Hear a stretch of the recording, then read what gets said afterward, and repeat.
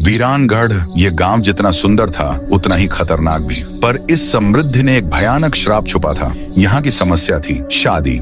जब भी इस गांव में किसी की शादी होती, 7 फेरे पूरे होने के ठीक बाद एक अदृश्य शक्ति अचानक दूल्हा दुल्हन का सर धड़ से अलग कर देती थी। गांव वाले इस खौफ से पूरी तरह हिल चुके थे और यहाँ तक कि इस गांव में जब भी कोई दूसरी ओर से शादी करके जैसे ही गांव में कदम रखता तो दूल्हा दुल्हन के उसी वक्त सर कट जाते।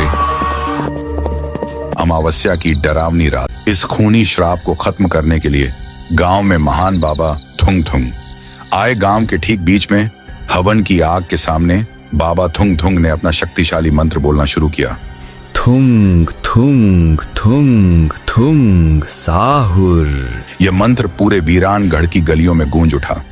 जैसे ही मंत्र खत्म हुआ, बाबा के सामने वो चुड़ैल प्रकट हुई। मंत्र की शक्ति से वह थुंग थुंग पर बहुत गुस्सा हुई, पर बाबा की शक्ति के आगे वह टिक न पाई। पलक झपकते ही बाबा ने उसे एक पिंजरे में कैद कर लिया। बाबा ने गुस्से में दहाड़ते हुए पूछा, ये कमबख्त, तू चाहती क्या है? इस गांव के शादीशुदा लोगों को क्यों मारती है?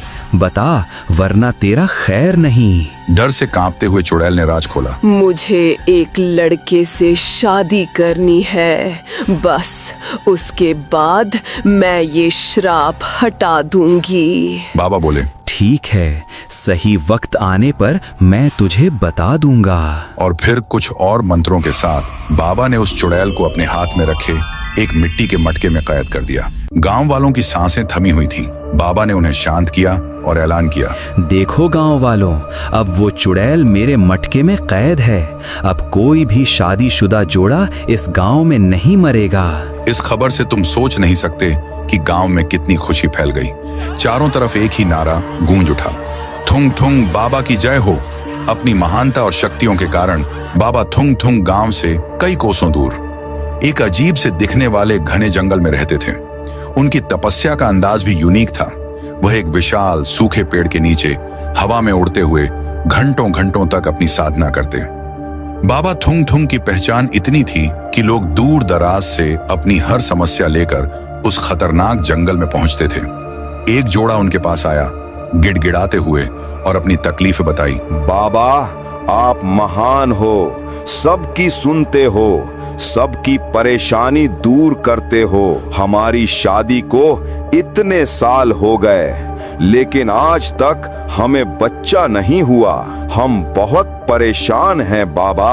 बाबा ने आंखें खोली और कहा, बच्चा, मेरे साथ ये मंत्र बोलो। थुंग थुंग थुंग शाहुर पति पत्नी ने एक साथ मंत्र दोहराया, थुंग थुंग थुंग थुंग साहुर। मंत्र खत्म होने पर बाबा बोले, बहुत बढ़िया, अब जाओ, तुम्हारे घर में खुशियां जरूर लौटेंगी। ये सुनकर वे खुशी खुशी चले गए और सच में सिर्फ 9 महीनों के बाद पत्नी को हॉस्पिटल लाया गया और जब ऑपरेशन हुआ तो उन्हें एक बेटा पैदा हुआ। थुंग थुंग बाबा की बात सच हो गई। एक बार ऐसे ही पोपट लाल नाम का एक लड़का परेशानी से भागता हुआ बाबा के पास आया। रोते हुए पोपट लाल बोला, बाबा, 15 साल हो गए, सफेद बाल आने लगे, पर अभी तक मेरी शादी नहीं हुई। मेरे लायक कोई लड़की नहीं मिलती। बहुत जगह गया पर कुछ फायदा नहीं हुआ। अब तो जिंदगी ही रुक गई है बाबा, कुछ करो। यहाँ तक आने में मेरी दुनिया हिल गई। बाबा मुस्कुराए, टेंशन मत ले बालक, तेरी शादी मैना जैसी लड़की से होगी। एक साथ बोल, थुंग थुंग थुंग थुंग साहुर। पोपट लाल ने वही मंत्र दोहराया, थुंग थुंग थुंग शाहुर। बाबा बोले, अब जा बालक, तेरी शादी जरूर होगी। और सच में 1.5 महीने बाद पोपट लाल की शादी मैना नाम की लड़की से धूमधाम से हुई और 7 फेरे पूरे हुए।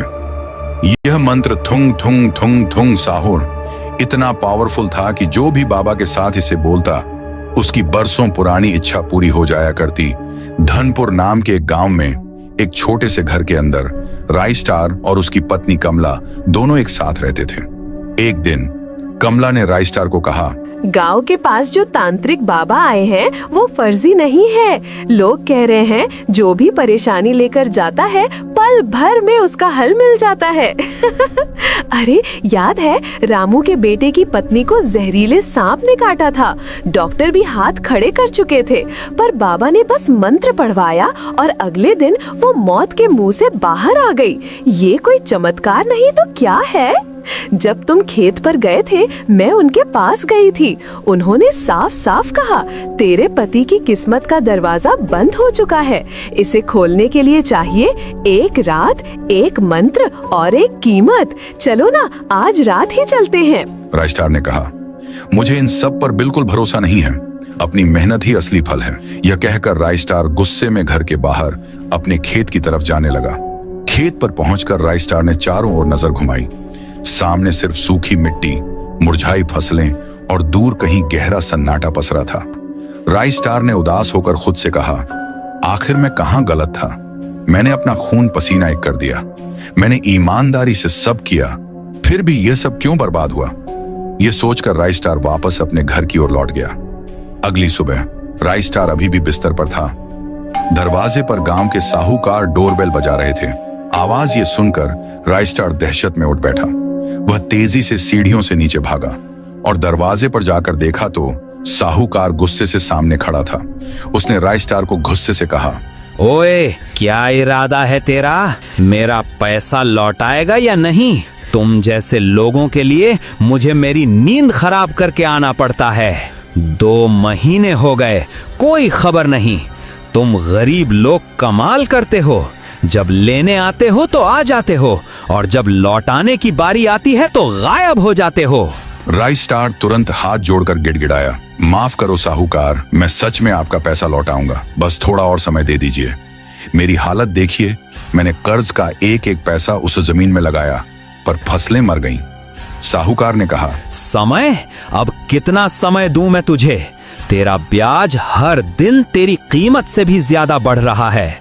अब मेरे पास एक ही रास्ता बचा है, तेरी जमीन अपने नाम करवा लूं। राइस्टार फूट फूट कर रो पड़ा। वह जोर से बोला, नहीं साहूकार, ऐसा मत कीजिए। बस 1 हफ्ता, मैं ऊपर वाले की कसम खाता हूं, 1 हफ्ते में मैं कुछ ना कुछ जरूर कर लूंगा। प्लीज बस 1 हफ्ता। तभी राइस्टार के पीछे कमला आई। उसके कांपते हाथों ने साहूकार को नमस्ते किया। उसकी आंखों में गहरा डर और विनती भरी थी। साहूकार ने एक पल के लिए कमला की ओर देखा, फिर कठोरता बोला, जा, तेरी बीवी की शक्ल देख के आज छोड़ देता हूँ, वरना अब तक तेरा घर भी मेरे पास गिरवी हो गया होता। उसने राइस्टार को अंतिम चेतावनी दी, याद रख राइस्टार, सिर्फ 1 हफ्ता। उसके बाद मैं तुझे 1 घंटा भी ज्यादा नहीं दूंगा। यह कहकर साहूकार गुस्से में वहां से चला गया। वह राइस्टार को सिर्फ 7 दिन की मोहलत देकर गया था। साहूकार के जाते ही राइस्टार शर्मिंदगी से गर्दन झुकाए वापस ऊपर कमरे की ओर चला गया। कमरे के अंदर पहुंचकर वह चुपचाप एक जगह रुक गया। उसके चेहरे पर असहायता और गहरी टेंशन साफ झलक रही थी। तभी कमरे में कमला आई और बोली, जो होना था हो गया नहीं, अब और चुप नहीं बैठूंगी।